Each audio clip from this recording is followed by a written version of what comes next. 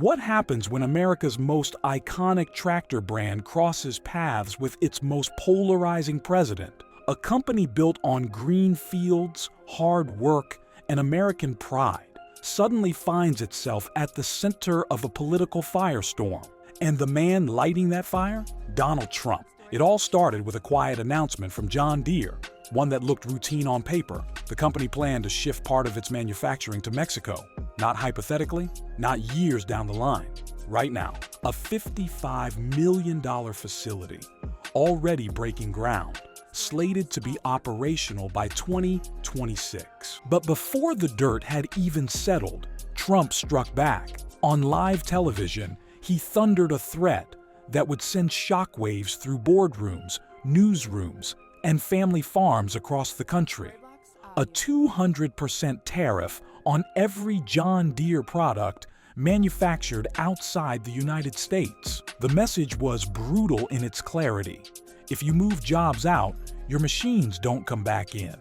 Suddenly, what seemed like a simple business decision turned into a national flashpoint. Investors froze, the media pounced, and rural America watched, torn between loyalty to the brand that feeds them and the man they voted for. But the real story? It wasn't just about tractors.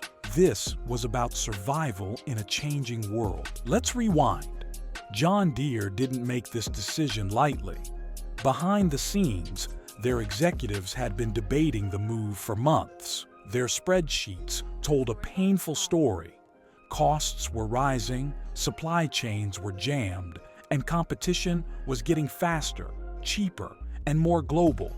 Companies like Kubota in Japan and Mahindra in India already perfected low-cost, high-efficiency manufacturing. Deere? They were playing catch-up.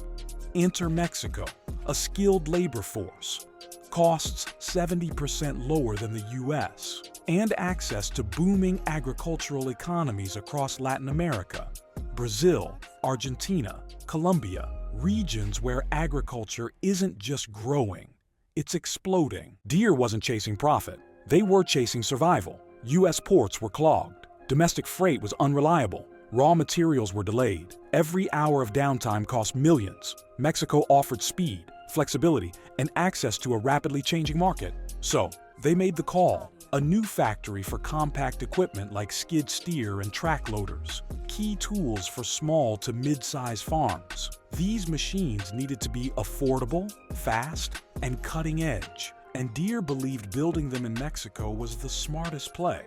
But not everyone agreed. Standing at a podium in Iowa, Donald Trump didn't mince words. John Deere just spit in the face of American workers. He roared.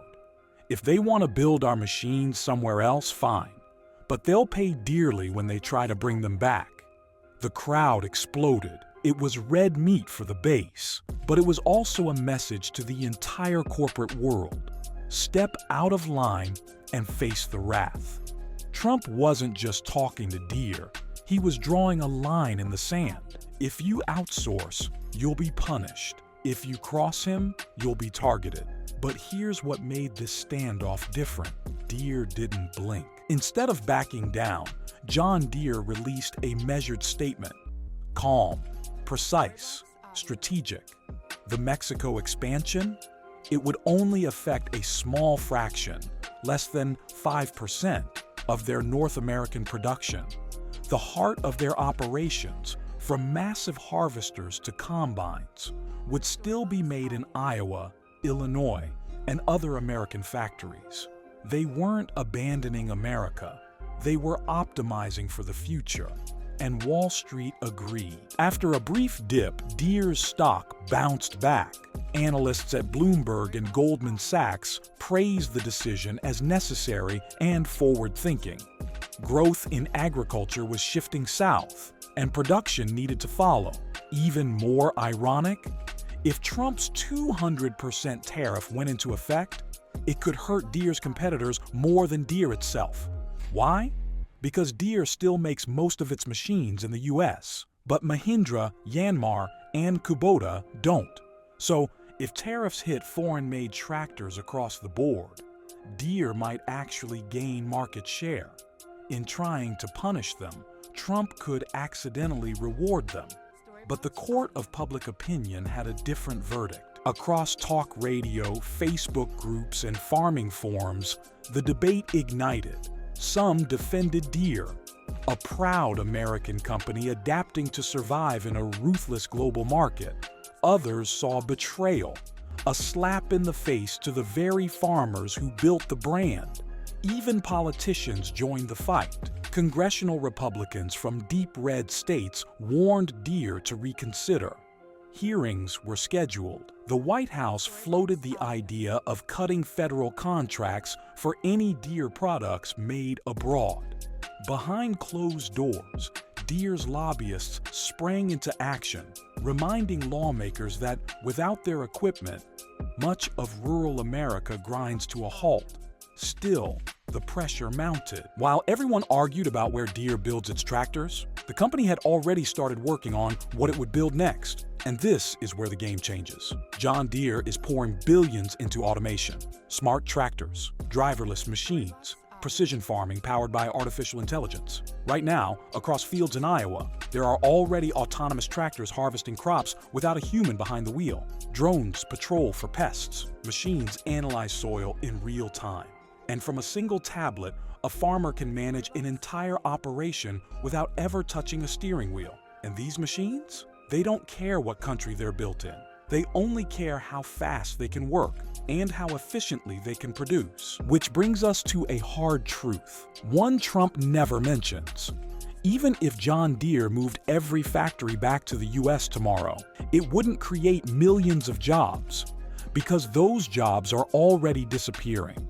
According to Oxford Economics, up to 20 million manufacturing jobs could vanish by 2030 due to automation, and the trend is only accelerating. Deere isn't avoiding American workers. It's preparing for a future where workers might not be needed at all. The Mexico move wasn't about betrayal. It was a glimpse into the next chapter of industrial evolution, a world where geography matters less than algorithms, where factories run on code, not sweat. Is John Deere betraying American values, or simply facing a future no one wants to admit is coming? Drop your thoughts in the comments. Smash that like button if you found this breakdown helpful. And subscribe for more deep dives into the stories that are shaping our future, whether we're ready or not. Stay sharp, stay curious, and remember, the machines are coming. But politics? They're already here. So what is this fight really about? It's nostalgia versus innovation, a populist president promising to bring back a golden age, and a global company preparing for a world that's already moved on.